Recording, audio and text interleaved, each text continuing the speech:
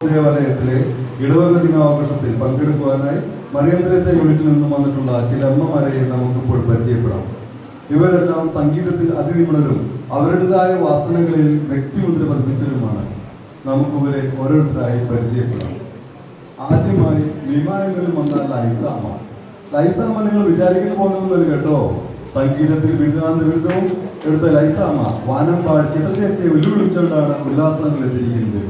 Beauty ഷോപ്പിങ്ങും beauty പാർലറും പുള്ളിക്കാരുടെ weakness ആണ്. എന്തെങ്കിലും beauty cosmetics വാങ്ങിക്കാൻ പോയാൽ 2-3 ദിവസം കഴിഞ്ഞാലും അത് വാങ്ങിച്ചുകൊണ്ട് മാത്രമേ തിരിച്ചു വരികയുള്ളൂ.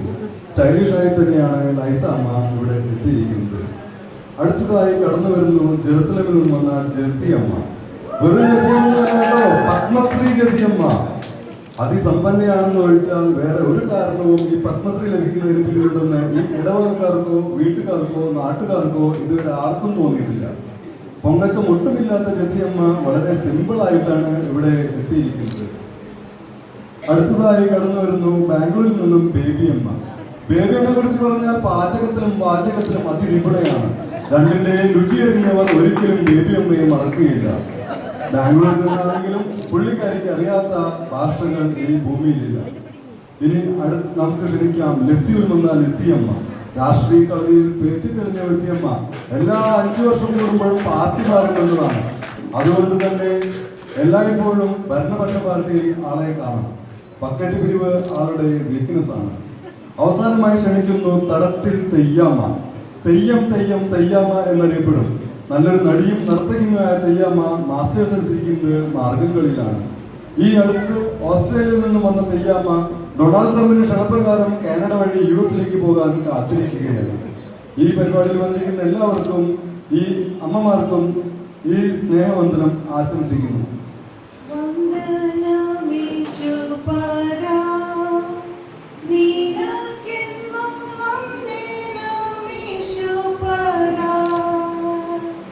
വന്ദനം ചെയ്യുന്നു നിന്നാടിയാത്തിരും നാമത്തിലാദരവാ.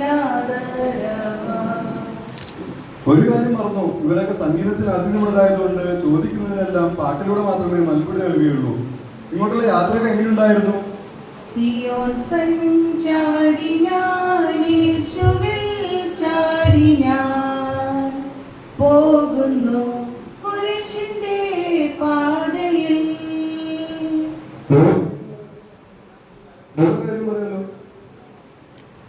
ഉള്ള കാര്യം പറയാമല്ലോ അമ്മമാരെ. നിങ്ങൾ ഈ വസ്ത്രത്തിൽ കാണാൻ നല്ല ഐശ്വര്യമുണ്ട്, ശരിയല്ലേ? ശുഭ്രവസ്ത്രധാരിയായി എന്റെ പ്രിയന്റെ മുമ്പിൽ ഹല്ലേലൂയ പാടിടും ഞാൻ. നിങ്ങളൊക്കെ നാട്ടിൽ നിന്ന് വന്നവരല്ലേ? എങ്ങനെയുണ്ട് ഉല്ലാസം? ഇഷ്ടപ്പെട്ടോ?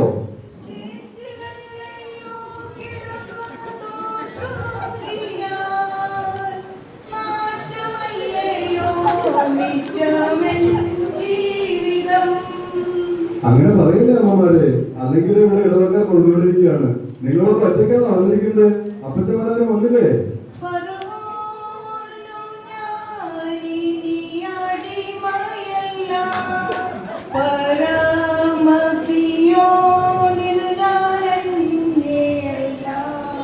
എന്ത് പറ്റി തെയ്യമ്മച്ചിക്ക്?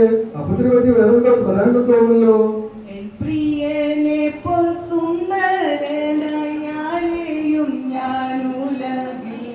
കാണുന്നില്ല മേലാലും ഞാൻ കാണുകയില്ല. മക്കളൊക്കെ എന്ത് പറയുന്നു? അവർക്കൊക്കെ സുഖമല്ലേ? നിങ്ങൾ നല്ലപോലെ നോക്കുന്നുണ്ടല്ലോ അല്ലേ?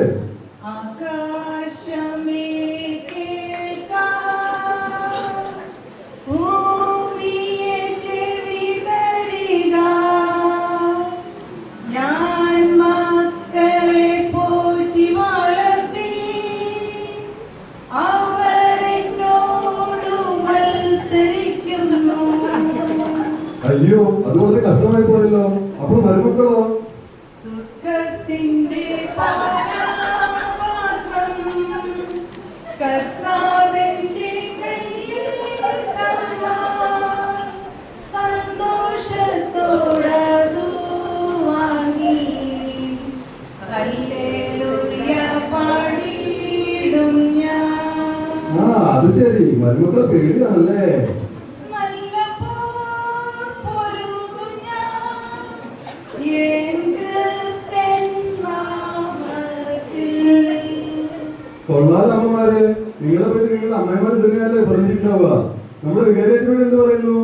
ഇടയൻ നല്ലിടയൻ, വികാരിയച്ഛൻ നല്ലിടയൻ, ആടിനെ തേടി പാപമകറ്റുന്ന ഇടയൻ നല്ലിടയൻ. Praise Lord. ഈ ഒരു കാര്യമെങ്കിൽ നിങ്ങൾ നല്ലത് പറഞ്ഞല്ലോ. ഇനി ഇവിടുത്തെ കസ്റ്റമറുകൾ എന്ത് പറയുന്നു? വന്ദിച്ചിടാൻ എനിക്കെന്റെ നാവ് പോരായേ, എണ്ണി തീർത്തിടാമോ അവർ ചെയ്തത്. ഈ ഉല്ലാസ കടകളെ പറ്റി എന്താണ് നിങ്ങളുടെ അഭിപ്രായം? ദൈവസ്നേഹം വന്ദിച്ചിടാൻ വാക്കുകൾ പോരാ, നന്ദി ചൊല്ലി തീർക്കുവാനീ ജീവിതം പോരാ. ഇടവകരുടെ അഭിപ്രായത്തിൽ നന്ദി. ഇനി എന്താ അടുത്ത പരിപാടി? വീട്ടിലേക്ക് തിരിച്ചു പോകല്ലേ? അനുഗ്രഹത്തോടെ ഇപ്പോൾ അയക്കാം അടിയാരെ യഹോവയേ, മനസ്സലിവുടയും മഹോന്നത പരനെ വന്ദിച്ചിടാം.